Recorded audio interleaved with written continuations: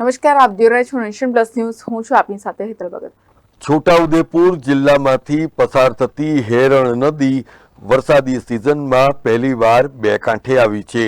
અત્રે ઉલ્લેખનીય છે કે હેરણ નદી એ 90 કિલોમીટરના વિસ્તારમાંથી 200થી વધુ ગામોને બિલકુલ અડીને પસાર થાય છે, જેને કારણે શિયાળામાં ખેડૂતોને અને ગ્રામજનોને પીવાના પાણીની કોઈ પણ પ્રકારની મુશ્કેલી પડતી નથી. ત્યારે છોટાઉદેપુર જિલ્લાની આ હેરણ નદી બે કાંઠે વહેતી દેખાતા લોકોએ પણ ભારે અચરજ અનુભવ્યું હતું. Rehan Patel, nation plus news, Chhota Udepur. સમાચારોના સતત અપડેટ મેળવવા માટે અમારી નેશન પ્લસ ન્યૂઝની યુટ્યુબ ચેનલને સબસ્ક્રાઇબ કરો, બેલ આઇકન દબાવો અને જોડાયેલા રહો ફેસબુક, ઇન્સ્ટાગ્રામ અને ટ્વિટર પર.